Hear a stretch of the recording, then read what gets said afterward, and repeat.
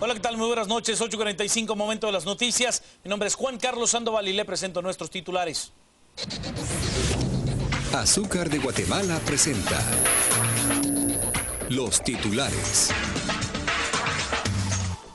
El presidente Otto Pérez Molina justifica el por qué Alejandro Sinibaldi conoció el presupuesto 2015 antes de ser aprobado por el Congreso y aseguró que la bancada UNE también negoció largamente por ese mismo presupuesto.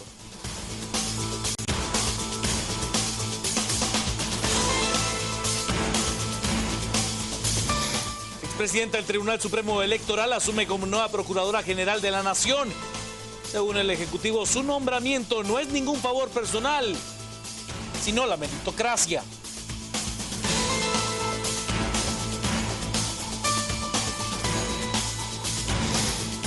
Corte de Constitucionalidad rechaza provisionalmente ante amparo interpuesto por participación de excontralor Carlos Mencos en el listado final de la Contraloría General de Cuentas.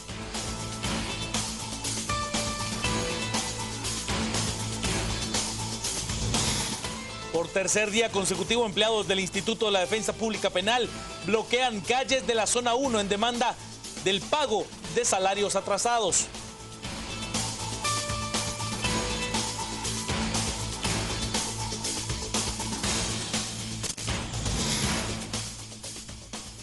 Millones de mexicanos se congregan en la Basílica de la Villa de Guadalupe para conmemorar los 480 años de la aparición de la Virgen Morena.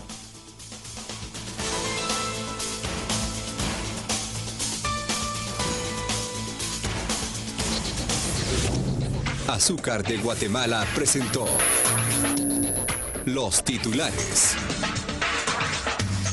Comencemos con las noticias. El presidente de la República, Otto Fernando Pérez Molina, explica el por qué Alejandro Sinibaldi se reunió con el ministro y viceministro de Finanzas para dialogar acerca de los rubros presupuestarios en la cartera de comunicaciones sin ser él el ministro.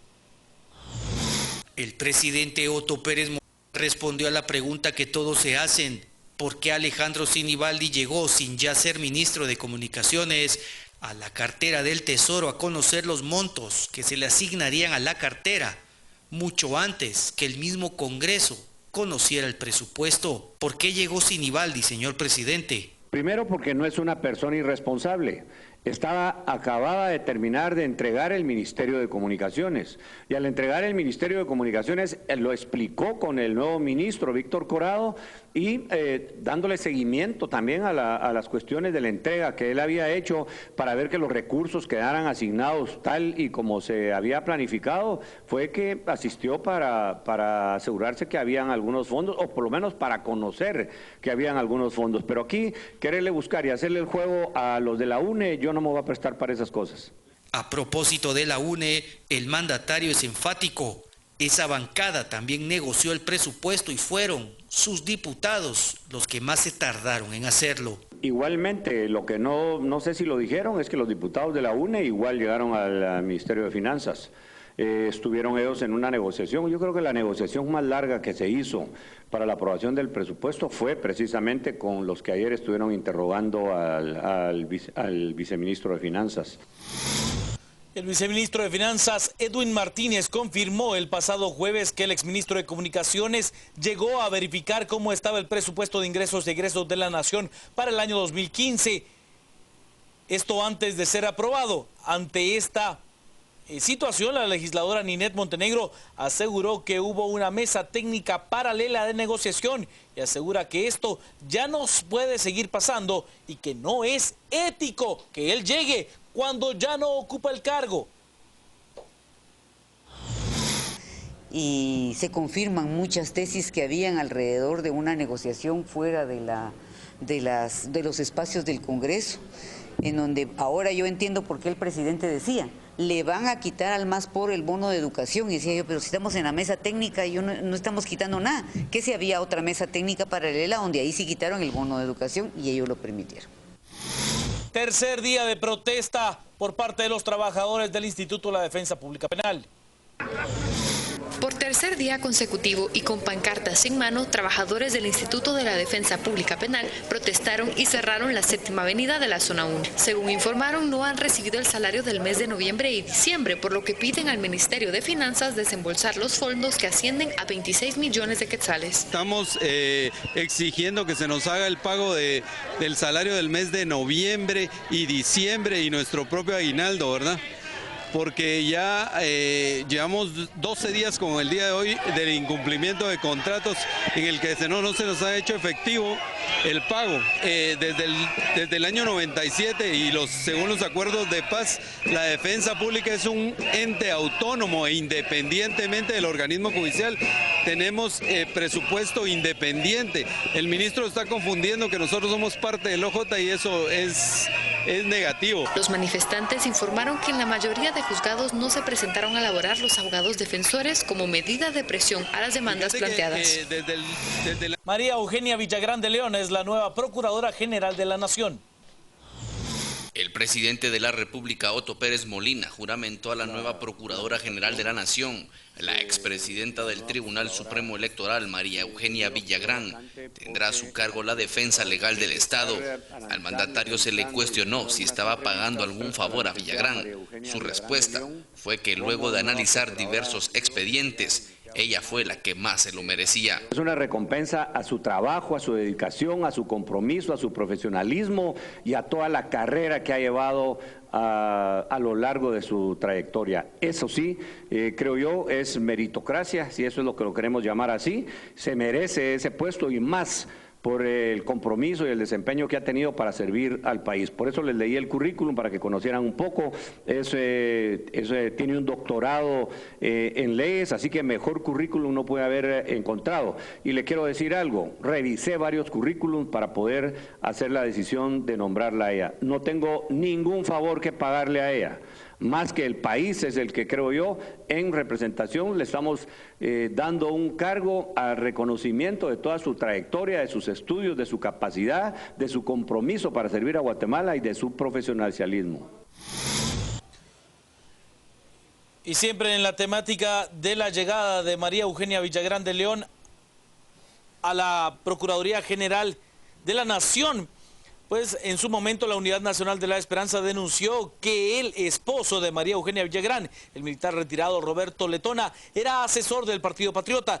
Villagrán negó en todo momento que su esposo participara con el oficialismo y dijo que esa era una campaña de desprestigio de la Unidad Nacional de la Esperanza, porque en su momento ellos votaron en contra de que Sandra Torres participara como candidata a la presidencia en la elección pasada. María Eugenia Villagrán de León aseguró que su nombramiento como Procuradora General de la Nación la compromete a tener un trabajo independiente.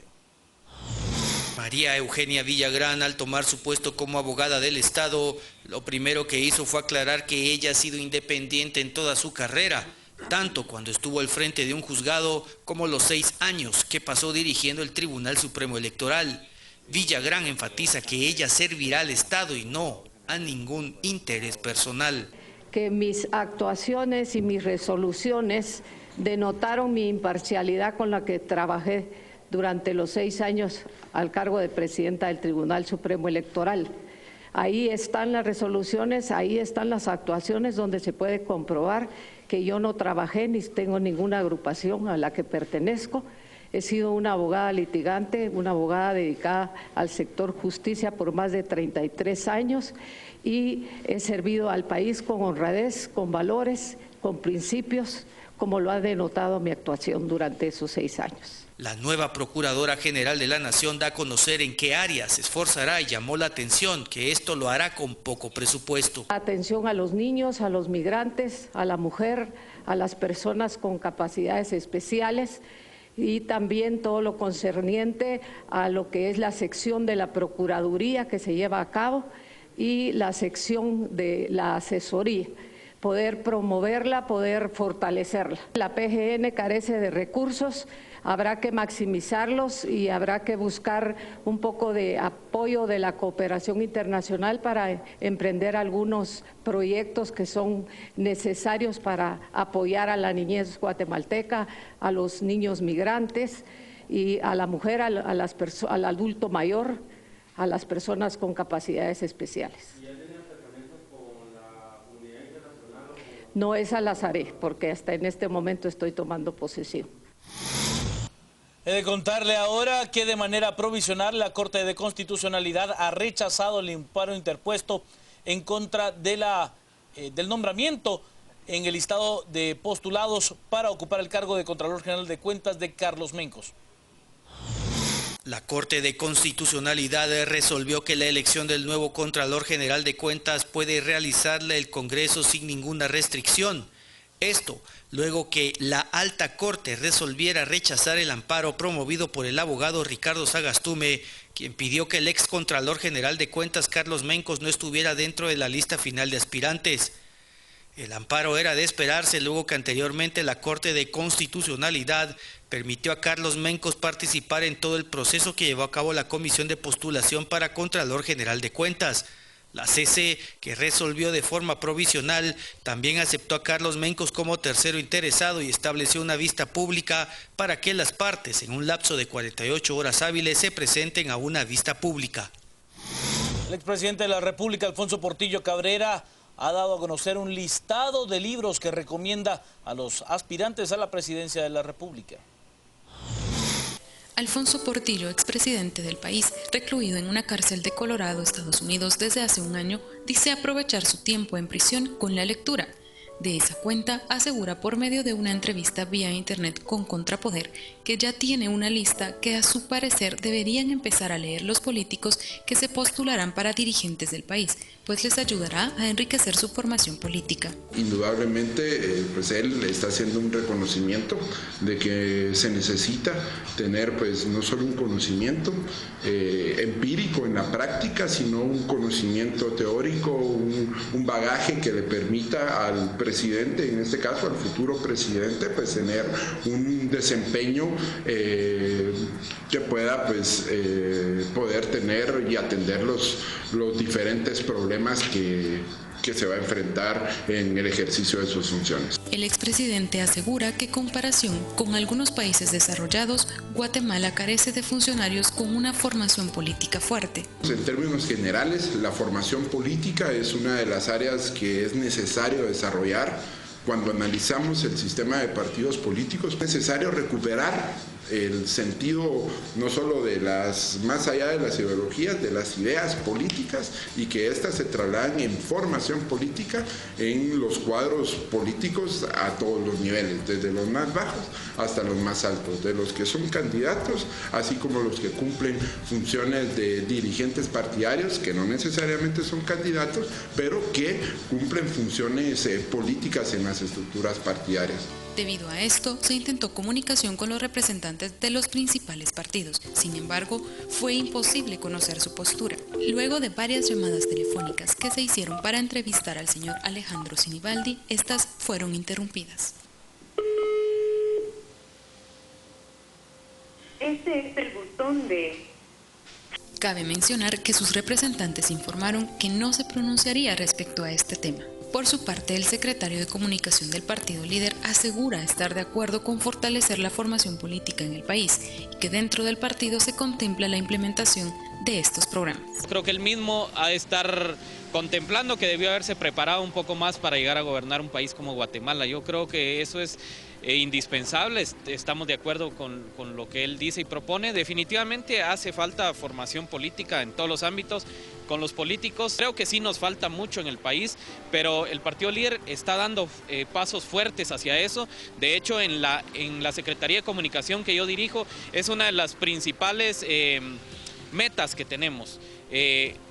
Difundir todo lo que es nuestra visión política, dar a conocer cuáles son los derechos y las obligaciones como ciudadanos, como políticos, no solo al interno del partido, sino primeramente Dios, si el pueblo de Guatemala nos da la oportunidad, también dar esa educación cívica, política a todos los ciudadanos de Guatemala. El que es elegido príncipe con el favor popular debe conservar al pueblo como amigo. Palabras de Nicolás Maquiavelo en su libro El Príncipe, una de las muchas obras literarias que recomienda el expresidente, que afirma que estas y muchas obras literarias les aportarán gran claridad, desapego, cultura, conocimiento, prudencia, humildad, certeza y capacidad de decisión, cualidades de un verdadero hombre de Estado. Con información de Marta Sandoval para Contrapoder y Yasmin Ávila para Canal Antigua.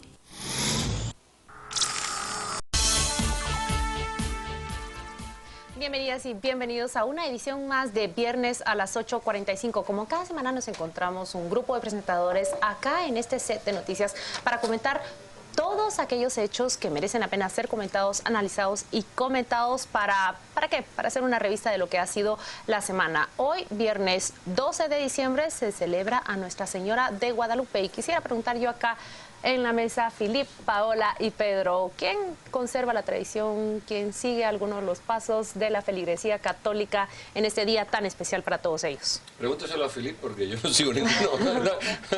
Yo ya no, pero mi abuela era ¿de muy verdad? creyente. Ajá. Sí. Sí, incluso... ¿La visitaba usted desde temprano entonces? Sí. Lindo, incluso me acuerdo que en sus últimos años todavía tuvo la oportunidad de viajar a México para visitar justamente a la Virgen. Ah, de verdad, directamente a la capital. Sí, pero ya esa tradición ya no muy la heredé. Ah, sí, de verdad. Yo no la vivo, pero a mí sí me llama la atención el volumen de personas que hacen algo claro, de tradición.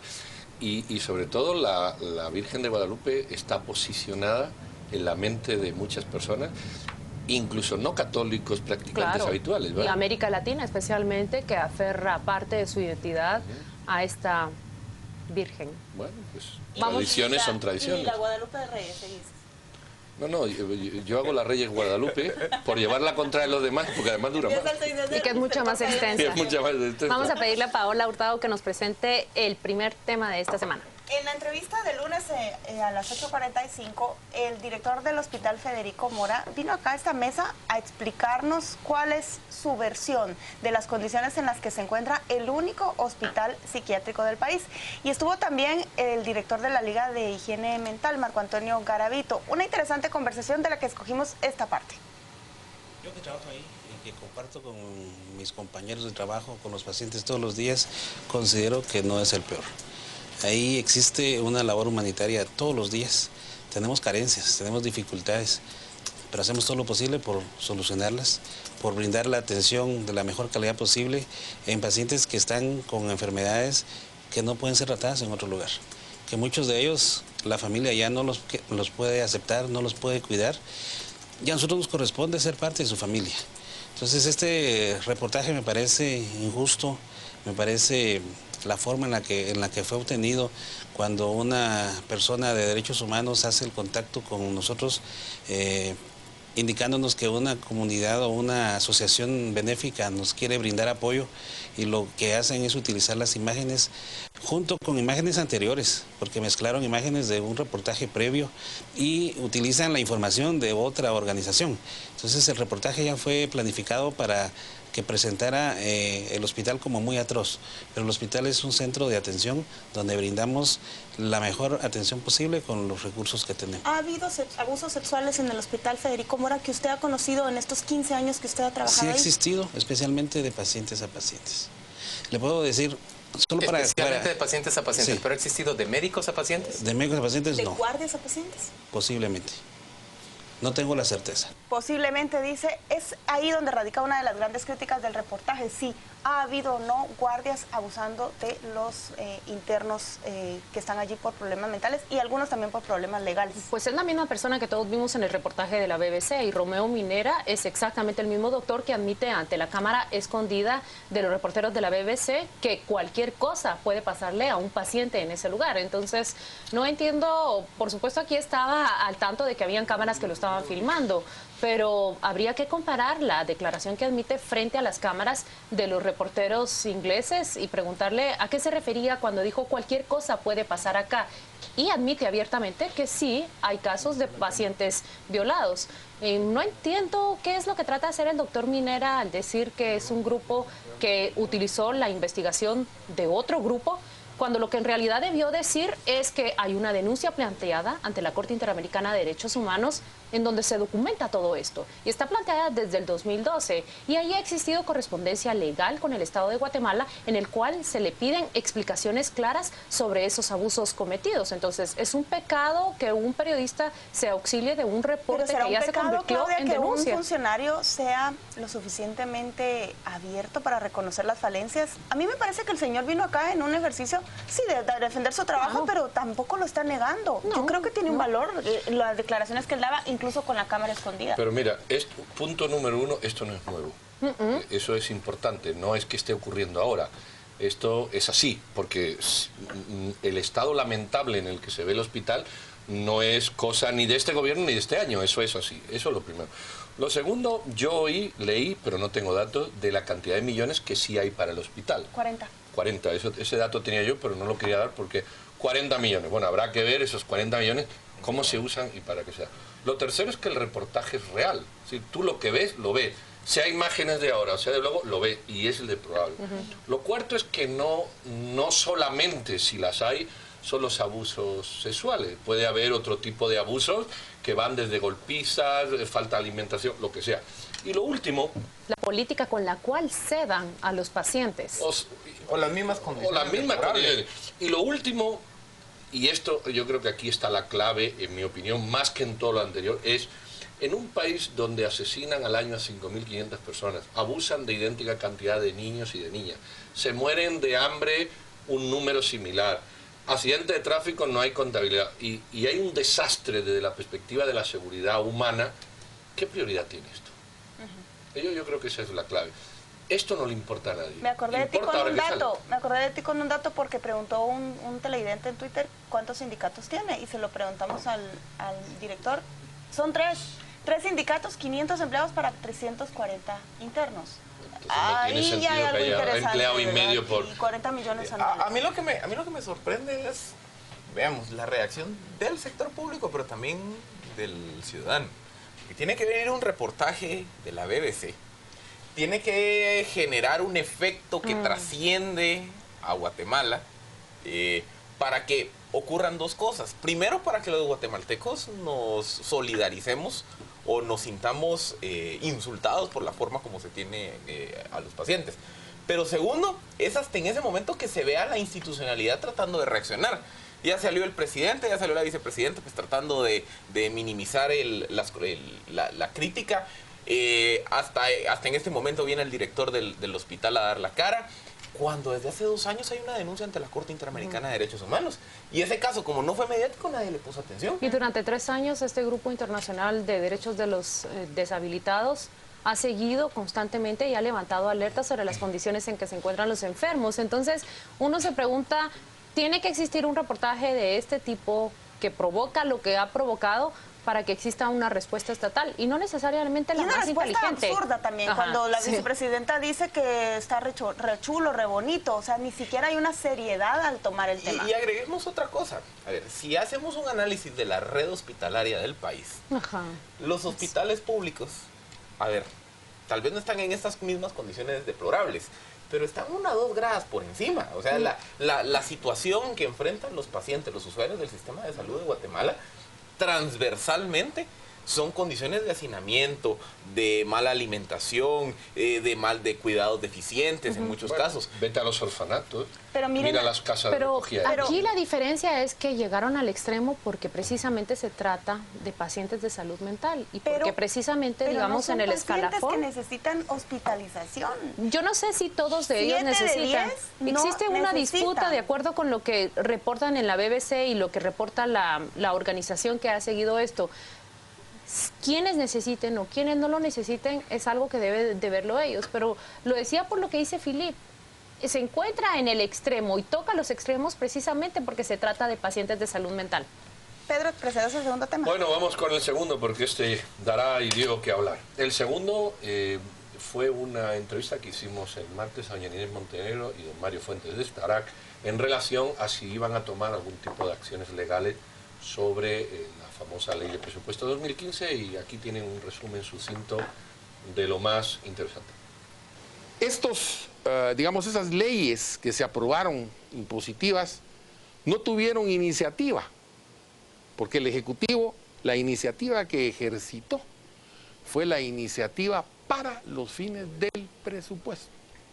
Entonces, imagínense, ahí hay, para comenzar, un gran vacío, ¿verdad? Que nadie presentó un proyecto de ley, veamos, para que se aprobaran préstamos. Los préstamos, por ejemplo, que se aprobaron en 3 líneas cada uno de los préstamos, y los préstamos todos los hemos visto en el diario oficial, que se aprueban con condiciones, con tasas de interés, con plazos. Inclusive en el Ministerio de Comunicaciones ni siquiera se especifica en qué va a ser invertido el dinero. Bueno, ahí vieron, sustancialmente se aprueba un presupuesto donde se incluyen cosas que tenían que haber seguido otros pasos porque eran leyes que generaban impuestos y demás. En conclusión, ¿se puede o no se puede accionar? Sí, sí, Mario Fuentes dijo sí. Aquí hubo 2 posturas en mi percepción. Una legal, Mario Fuentes, se puede, se hace. Sí. Y doña Ninea apuntó si es políticamente adecuado hacerlo. Entonces hay dos cosas. ¿Qué partidos lo van a hacer para que le echen la culpa de que han destrozado el presupuesto?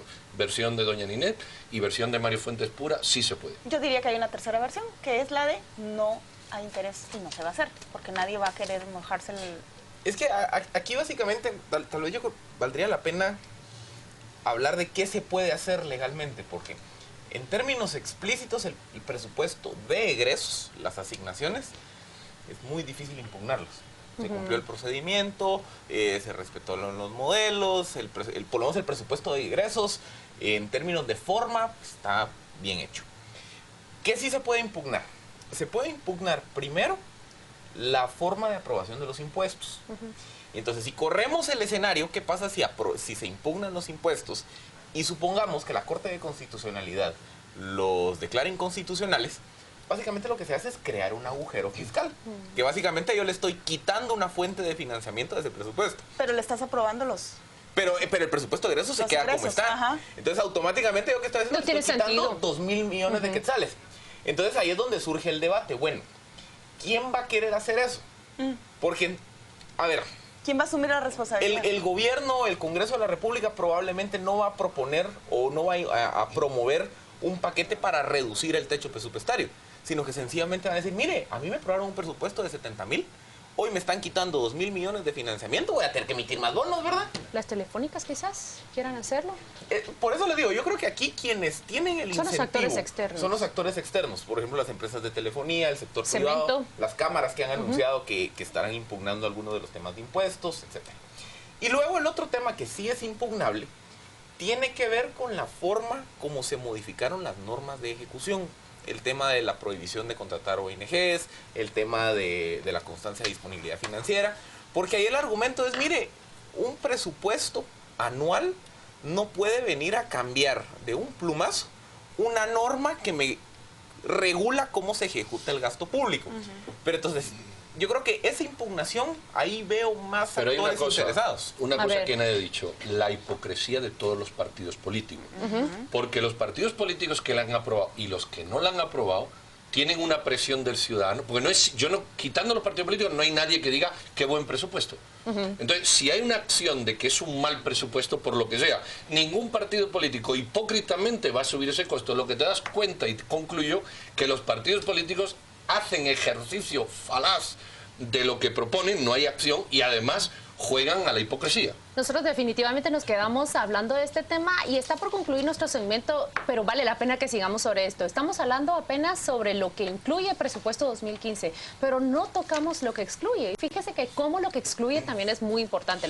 Digo excluir en términos generales o figurativos, porque volarse de un plumazo las reglas de control, financiamiento, control y monitoreo de la calidad del gasto es prácticamente echar por la borda todo el esfuerzo del año 2013. Recuerdan ustedes que se creó el mecanismo de un presupuesto por resultados, un control de a dónde se va ese gasto y sobre todo hay aquí una llave que se está abierto y que poco hemos dicho sobre eso. Nuevamente se habilita para que las ONG estén capacitadas, facultadas para construir pero por obra eso los partidos no Poco hemos dicho sobre eso. Es que los partidos lo mangonean, los que están de acuerdo y los que están de acuerdo. Y otra cosa que no se ha dicho, yo le pregunté aquí a la diputada Montenegro, es que esto es posible gracias a la URNG y gracias a WINAR, que votaron 111 votos, ¿verdad? Con la ayuda de todos. ¿O no, no, pero es que la izquierda se está quitando de esto, cuidado. Es que y el costo de este presupuesto sustancialmente es para la gente de menos recursos. Y aquí la izquierda parece que esto es de empresario, de la Cámara, de las telefónicas. Y la izquierda abrió esta puerta. Y parece que nadie dice eso o asume. Que lo decimos, ustedes, la abrieron como pase adelante, pero ya no entró con ellos. Bueno, pero les abren, no logran pasar. Se nota que esto es lo que más consume nuestro tiempo de conversación. Vamos a ir a una pausa, pero por favor, quédese con nosotros que estaremos de regreso con más temas para comentar.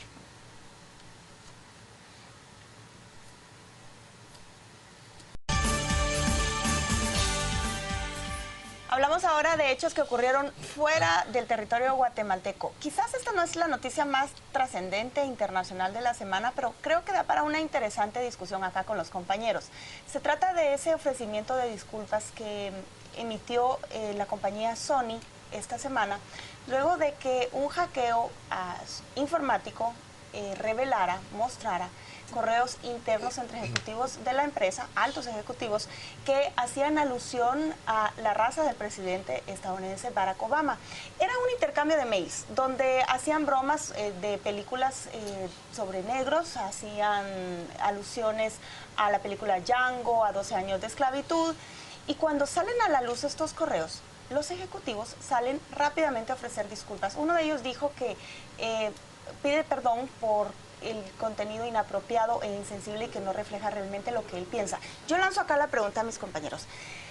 ¿Habría que pedir perdón o no, ofrecer disculpas cuando se emiten opiniones de este tipo en correos privados? Y si se debe hacer, ¿cuál es la ventaja o la desventaja de hacerlo? ¿Qué piensan ustedes de lo que pasó en esta compañía? Mira, yo te voy a decir una cosa. Lo primero es que se ha radicalizado en mi percepción estos temas de etnia y de género. Se ha radicalizado. Entonces, el negro es negro. Es decir, pero no hay que... Eso no es insultativo, es como el blanco es blanco. Ahora, si ya de ser negro, como en Estados Unidos, resulta que insultas, pues a mí me parece una radicalización. Otra cosa es que tú puedes insultar diciendo negro, despectivamente, pero también puedes insultar diciendo blanco, despectivamente. Entonces, no es la palabra en sí misma, lo que no significa que yo apoye este tipo de actitudes, pero la radicalización, hay que salirse de la radicalización. A mí me paró una vez un patrón en Estados Unidos y cuando rellenó el formulario puso etnia latina. ¿Me quiere decir alguien qué es eso? Claro, no peleé con él esa discusión, ¿no? Entonces, yo creo que en ocasiones, efectivamente, hay un uso inadecuado que genera un racismo insultante y provocado. De acuerdo, o sea, yo contra eso no tengo absolutamente nada que decir. Pero en otras ocasiones eso no es así. Y si tú dices raza negra, ay no, es afrodescendiente. No, coño, es negro. Pero ¿no será que la compañía quiso hacer lo mismo que tú con el policía? Que no quiso entrar a discutir eso porque le afecta más a la compañía. Puede ser, pero es que ya hemos llegado a una finura que está difícil hablar. Pero te digo una cosa, que la discusión ni siquiera es ese. Para mí el problema no es ese. Estados Unidos atraviesa un problema, digamos, de temas raciales mucho más crudo y mucho más grueso que ese. Ahora, mira lo que ha pasado en Ferguson. No se les olvide que un antecedente de eso, no necesariamente con raza negra, sino latina, también pasó en Miami, Florida, con aquel guardián del vecindario que dispara contra el chico Trayvon Martins, que también se reconoce el abuso de la policía hacia estas minorías. Acaba de haber también una sentencia muy controversial en Nueva York, la liberación del policía, que hay videos y todo, que tiene con el cuello la pistola de otro negro. Entonces creo que el problema racial en Estados Unidos es mucho más profundo que lo que tú estás diciendo. Es apenas esa la superficie. Mira, el problema es profundo, Claudia, pero es que es el uso del lenguaje lo que yo me estoy refiriendo. Es que ya no te dejan hablar de nada porque tú escribes y vienen las feministas porque es machista, los racistas porque no sé, lo de diversidad sexual. Por eso te digo que el problema de Estados Unidos ni siquiera es ese. El problema de Estados Unidos no es ese. Te estoy hablando de casos en donde un policía blanco hiere a un negro, entonces, ¿cuál es el problema? donde una policía de una ciudad detiene a un profesor negro y le dicen, ¿por qué lo detienen? Porque están asaltando en este vecindario. Es un caso muy conocido en la Universidad de Harvard. No hay un solo caso documentado de policías negros que han detenido blancos. Y cuando lo detienen, no viene el tema racial. Es que yo creo y si se ha denunciado será en mínimos casos también. Pero lo que a mí me preocupa más de este tema es algo que nos atañe a todos. Cuando la comunicación y las expresiones que tú emites en privado se convierten en público y el costo que se paga por eso. Esto tiene mucho que ver con los Wikileaks de alguna manera. ¿Recuerdan ustedes cuando ensayos se escribieron a raíz de los Wikileaks?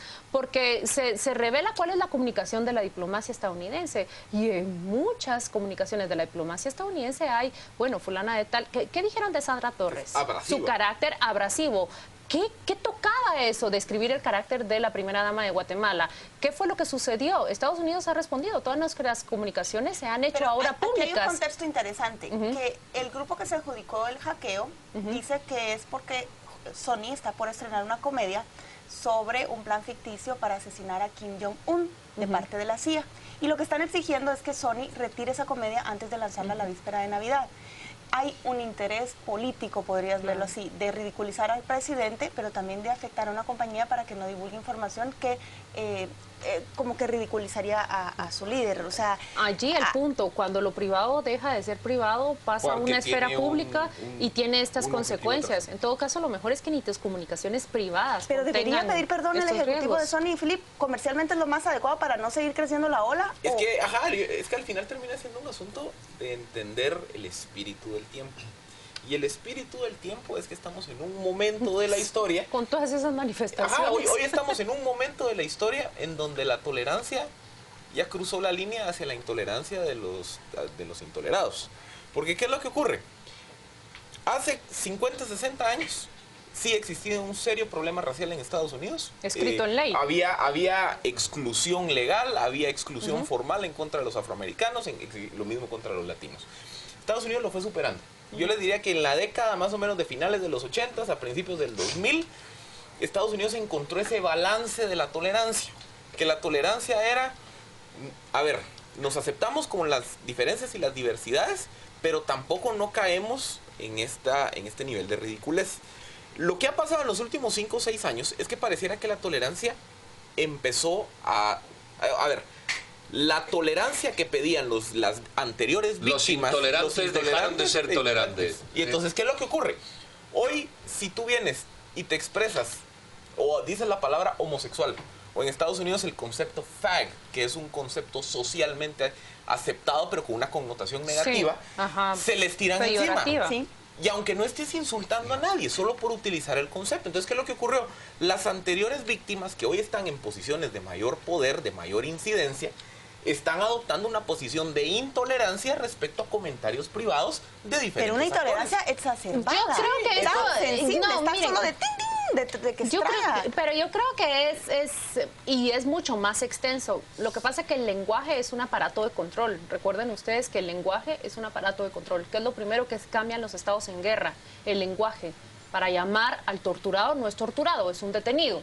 Para llamar a la persecución, un control, no una persecución. Entonces, ojo que el lenguaje no es así de simple ni de descuidarlo, es un órgano de control. Esos correos no tenía un lenguaje discriminatorio. Yo creo Eran que alusiones a películas. La pregunta es si él debe de ofrecer disculpas o no.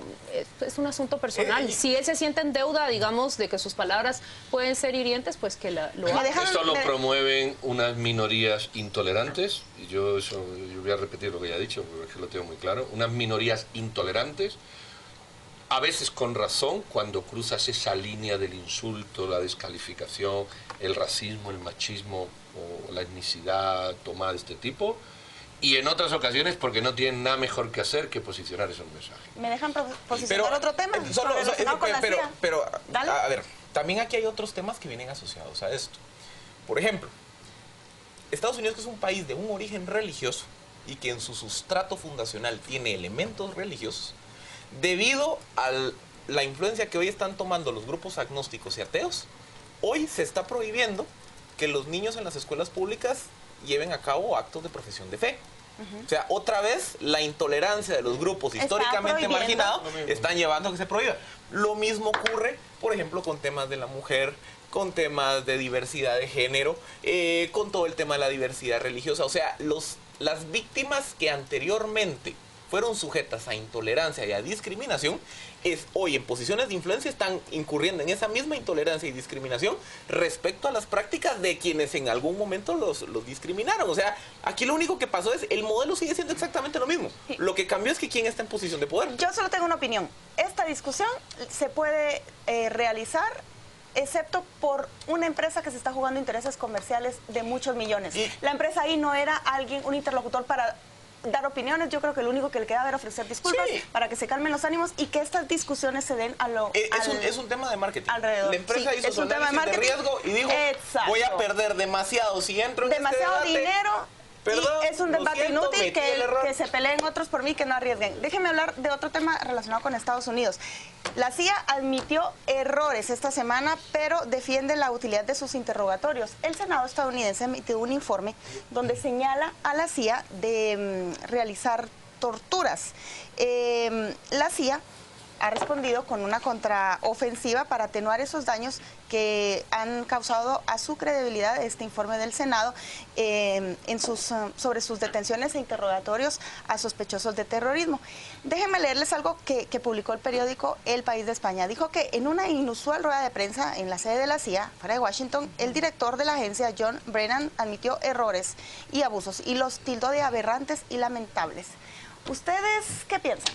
Mira, a mí me hace mucha gracia cuando 4 desarropados hablan de la militarización del país, de la militarización de Guatemala, y llevan ese discurso. Esto es militarización. Sí, claro. Esto es militarización. Tú tienes una agencia... Te referás a la CIDH que escuchó quejas de defensores de derechos humanos de que en Guatemala se ha militarizado desde el gobierno de Pérez Molina. Sí, pajas de esas hay muchas. Pero esto es militarización, ¿eh? Esto es militarización. Cuando una agencia de las 15 o 20 que hay, una agencia se pasea literalmente, porque eso es lo que dice el informe del Senado, por todo el gobierno y las decisiones políticas. Claro. Oculta y engaña. Pero espérate, hay más. Hay más. ¿Y qué pasa? Nada. No pasa nada. Sencillamente lo reconocen. Pues mire, sí, descubrimos que Osama Bin Laden estaba en Pakistán, fuimos, lo capturamos, lo matamos y lo tiramos al mar. Y usted es un militarista. Y usted... Esto es la doble moral que por una parte tiene algo de bueno, porque es una autocrítica política que es capaz, aunque cueste 40 millones de dólares, funciona su sistema de contrapesos. Pero escucha, mira, sí nos equivocamos. Sí, todos estos se pasearon por encima de mí. No va a pasar nada. ¿Y qué? Y además, todos estos países bocotes, como Suecia, Dinamarca, Finlandia, España y muchos más, admitieron la tortura y torturadores. ¿Y qué? Mira, y te vienen aquí a dar lecciones. ¿De qué? Yo creo que este tema es tan interesante desde tantas aristas. A mí como a ti me llamó la atención que ese informe recalca en cómo la CIA se burló de los controles, no solo del Senado o del Congreso, sino también de la Casa Blanca. Es decir, se está descubriendo una agencia estadounidense... Paralela, esos son... ahí va, sí. Y te digo una cuestión, que prácticamente no solo ocultó información, sino engañó, sino que también engañó a sus aparatos de control. Me llamó muchísimo la atención en el informe cómo se señala el uso de la prensa. ¿Vieron ustedes que la prensa se ha convertido en el canal a través del cual ellos han sostenido la práctica de estos métodos de tortura que incluyen el submarino, la deprivación del sueño y encerrar a los prisioneros prácticamente en ataúdes para que ellos confiesen? Y han convencido y han filtrado información a la prensa de tal manera que se han ganado la opinión pública. El problema aquí, te voy a decir, para mí el problema más grave es, lo practican, se revela, pero la mayoría de americanos apoya, estadounidenses soporta, apoya y admite estos métodos. ¿Por qué? Porque la prensa se ha encargado de decir, gracias a la práctica del submarino y de la tortura, hemos podido evitar esto y esto. Mira, los derechos humanos, Estados Unidos los pelea aquí. Del genocidio indígena no se habla allí, se habla aquí. De la militarización no se habla allí, se habla aquí. A la CICIG te la ponen aquí, pero los poderes paralelos, desde la crisis de los misiles de Cuba, están ahí. Ahí hay poderes paralelos. Me duele. Bueno, a mí también me duele, pero que es así. Me duele porque el reporte indica que investigadores de campo, es decir, interrogadores, se quejaron y con su superioridad manifestaron estos métodos realmente no están dando los resultados que nosotros esperamos. Pero hemos de seguir la lucha contra el terrorismo. Pero a ver, hay varias razones. Primero, ¿por qué el pueblo norteamericano lo apoya? Por una muy sencilla razón. Porque el pueblo norteamericano entiende el carácter asimétrico de la amenaza que está perdiendo. Por ejemplo, a ver, le dicen, mire, ¿qué quiere? ¿Que torture o que nos vuelvan a estallar o que vuelvan a utilizar aviones para cometer actos terroristas? Sí. Entonces, entonces el ciudadano americano dice, ¿sabe qué? Pues tal vez no estoy muy de acuerdo con la tortura, pero si usted me protege, a mí no me importa lo que haga afuera. abrir y revelar qué resultados han tenido las prácticas de Ese estos es el otro métodos. debate, pero si analizamos en general la guerra contra el terrorismo, ahí está el caso de Guantánamo. Guantánamo es probablemente el ejemplo de qué es la zona gris que se está peleando aquí. Ejemplo, me gusta llamarlo. No dice nada. Y ni siquiera llamarle ejemplo, es que es la ilustración. Interamericana va y actúa. No. Miren, les voy a decir algo. Camp X-Ray, una película que empieza a salir ahora, 2014, y es sobre una historia de Guantánamo. Vale la pena verla. Nosotros debemos de ir a una pausa, pero estaremos de vuelta muy pronto.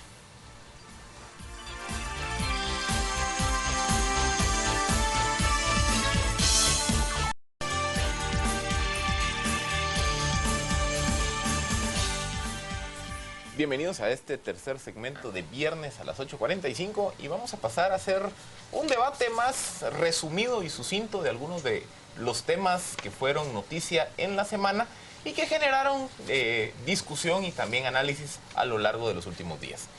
El primero, y debo de decir que aquí estoy en medio de dos de las artífices que se merecen los aplausos por el hecho, es que el Ministerio de Gobernación destituyó al jefe de infraestructura y al jefe material móvil de la Policía Nacional Civil, Aníbal Escalante y Derksea, luego de que la Unidad de Asuntos Internos reveló incumplimiento de obligaciones. Todo ello derivado de una investigación que elaborara la revista Contrapoder, en la cual se ponía en evidencia contratos a empresas fantasmas o contratos que generaron servicios inexistentes. Y digo, pues aquí creo que hay que aplaudirle a nuestros compañeros de la revista Contrapoder que hicieron una investigación muy profesional, de primer orden, y que puso sobre la mesa la evidencia del caso de corrupción. Así que yo creo que el mérito es de Asier Andrés, que es el reportero que hizo en 3 meses esta investigación y la documentó paso a paso. La revista lo que hizo fue darle el respaldo y la publicación.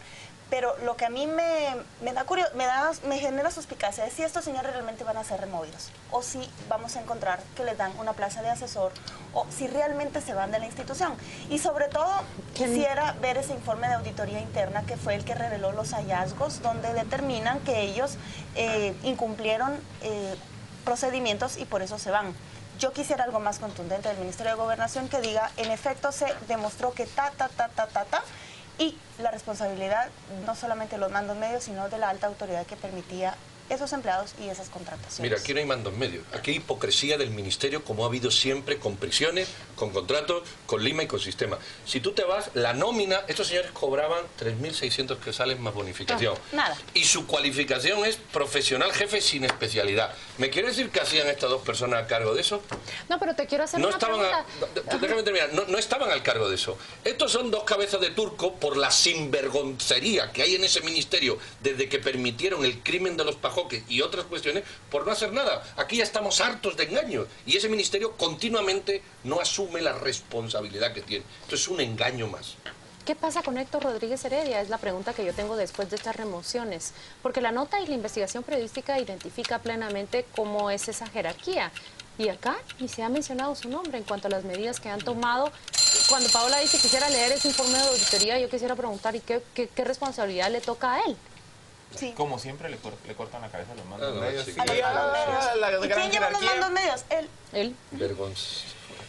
El segundo tema que también generó mucho debate y discusión fue que el pasado día martes la Diaco anunció que había multado a la empresa Chepe Te Presta por incurrir en prácticas como publicidad engañosa, hostigamiento y suscribir contratos no autorizados.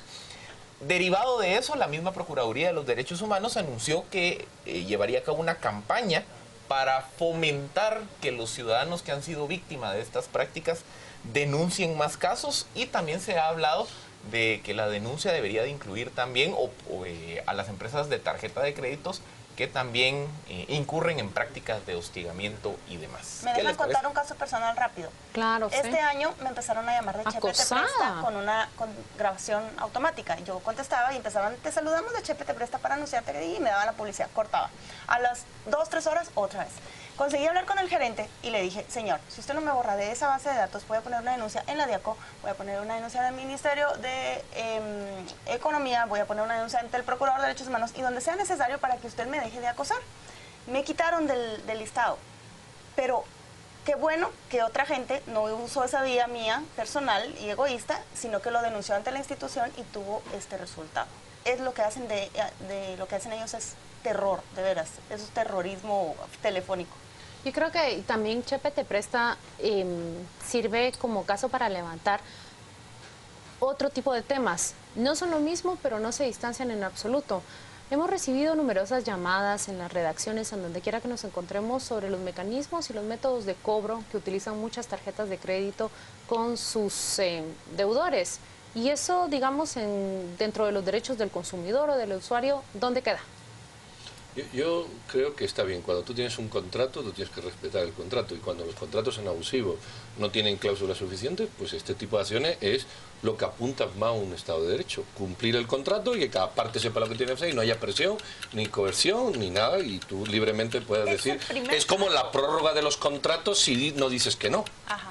Pero es un precedente bueno. ¿Sí? De primera vez que se multa una empresa por eso. ¿Tú qué pensás? Yo creo que, a ver, hay varios dilemas que hay que analizar. Bueno, ustedes se pasan los 90 segundos. Pero como es el dueño del segmento. Pero, por ejemplo... Felipe es el dueño del segmento. Aquí, para mí, el gran dilema que hay es que la razón por la que muchas de esas empresas incurren en esas prácticas porque su modelo de negocio es precisamente prestarle a clientes de alto riesgo.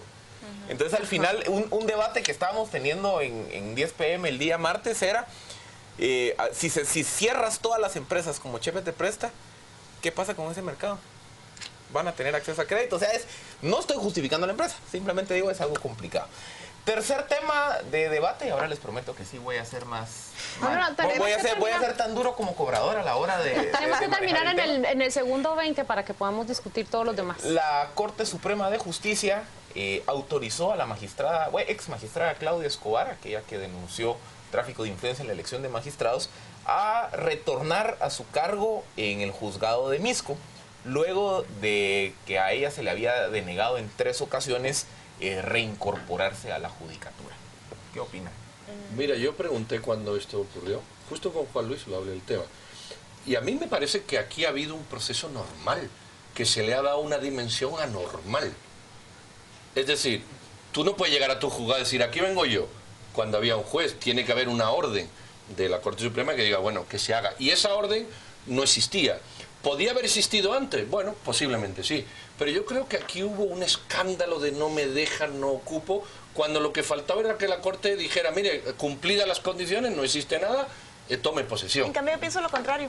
Creo que formalmente ella tenía que llenar con un requisito y eso es lo que la apariencia que dan, pero políticamente estaban poniéndosela difícil y querían que ella tuviera ese paso de humildad de ir a tramitar su retorno. Justo con los magistrados cuya asunción ella detuvo. Yo no me voy a referir a este incidente en concreto, pero sí me quiero referir al futuro de ella. Creo que hay que estar muy pendientes porque se comparta o no se comparta la acción que ella tuvo, me parece que es una abogada que el ambiente que la va a rodear, por lo menos en el corto plazo, no va a ser cómodo. Todavía se tienen que asentar muchas cuestiones ahí y es una persona vulnerable a abusos de poder. Entonces, creo que es más bien estar pendiente del futuro de ella.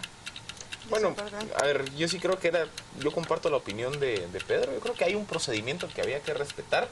Creo yo que si después de ese procedimiento se le hubiera estado viendo trabas, ahí sí hubiera valido. Yo sí creo que era una lección ahí que le querían dar. Y el cuarto y último tema que vamos a discutir brevemente es que el día de ayer, el día jueves, se conoció que el ex ministro de Comunicaciones y hoy precandidato presidencial del partido oficial, Alejandro Sinibaldi, Primero participó de una reunión con el ministro de Finanzas en la cual cabildeó a favor de alguna asignación extraordinaria para el Ministerio de Comunicaciones y que por lo tanto también conoció el proyecto de presupuesto 2015 incluso antes de ser aprobado.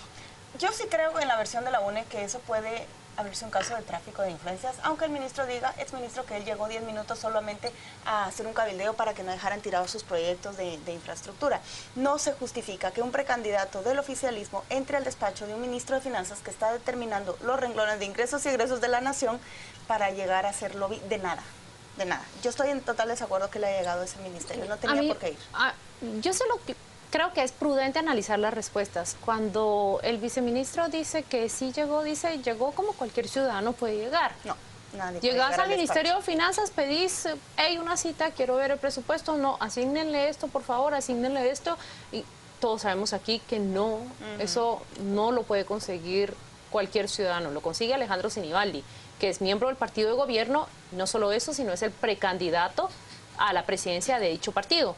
La respuesta de Otto Pérez Molina hoy también digna de análisis. La UNE también negoció el presupuesto, pero la UNE lo hizo como una bancada. Por favor, no puede comparar él a los diputados que están en el ejercicio de su cargo como fiscalizadores, controladores, con un precandidato presidencial. Así que las respuestas de ellos los delatan completamente. Mira, yo creo que ahí han ido 18.000 y Sinibaldi. El problema es que llama la atención Sinibaldi. A mí no me preocupa que haya ido un precandidato vaya o un exministro vaya a decir eso. A mí me preocupa el caso... 1.9 millones. Espera, no. A mí me preocupa el caso que le hayan hecho, eso sí. Pero no existe una relación causa-efecto, más allá de la imaginación de cada uno. Bueno, 1.9 millardos, Pedro. Mi opinión, porque ustedes ya opinaron, el tiempo se acabó, entonces no me deja. Dale. O sea, ahí han ido 18.000 personas, 18.000. Y el que llama la atención es el señor Sinibaldi. Si el señor Sinibaldi ha ido, ha dicho lo que ha querido y no le han hecho caso, ¿cuál es la influencia? Ahora, si le han hecho caso, es otra cosa. Que eso es. Sí, pero también le han hecho al de los fertilizantes, también le han hecho al Frente Nacional de Lucha, que no está representado, también le han hecho a los sindicatos, Entonces, ¿por qué nos rajamos las vestiduras tanto? ¿Por qué a este le dieron más? 2 millardos. No. ¿Sabes cuál es la diferencia? Porque ustedes creen que le dieron más, porque no lo pueden probar. En cambio, sí se puede probar que la ley Robin Hood, el Frente Nacional de Lucha y el sindicato, que no tienen nada que ver, está plasmada en los presupuestos. Miren la diferencia de cómo se manejan las cosas. Yo creo que ahí hay que ser, como decía Claudia, más fino. Ese presupuesto no es nada más que un pastel que se lo comieron entre unos... Entre muchos. 8, 20 invitados. No, yo digo que menos invitados, pero ya es hora de que nosotros empecemos a presentar nuestras propuestas de ganadores y perdedores. ¿Y quién mejor que Pedro que abrir el tribunal para esto? Muy bien, pues yo voy a presentar lo siguiente, vamos a ver.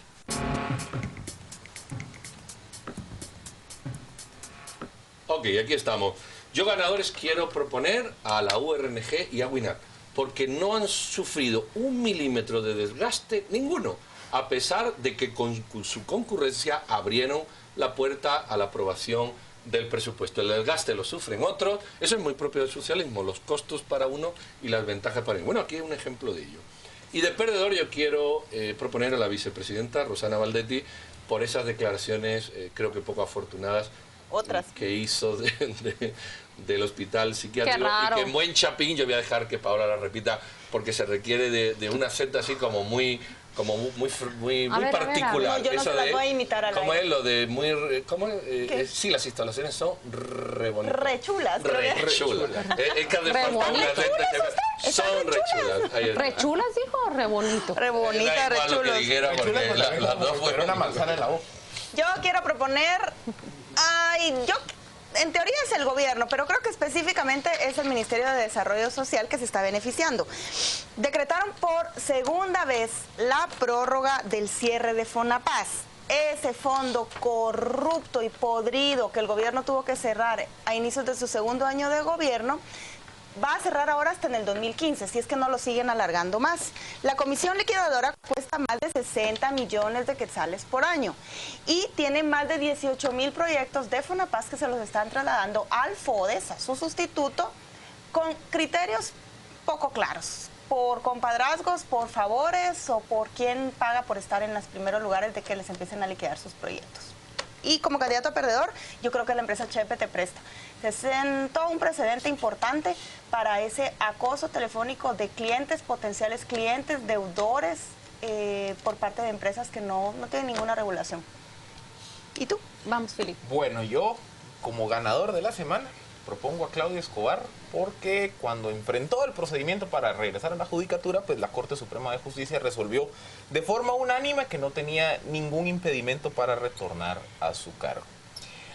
Y como perdedor de la semana, propongo a Alejandro Sinibaldi porque, creo que el hecho de que sea público, de que él participó en una reunión con el ministro de Finanzas, de la cual suponemos se explica parte de esa asignación de 1.9 millardos para el Ministerio de Comunicaciones, ha venido a generarle pues desgaste al precandidato, sobre todo en el casco urbano, que es donde el patriota aspira a tener su caudal electoral.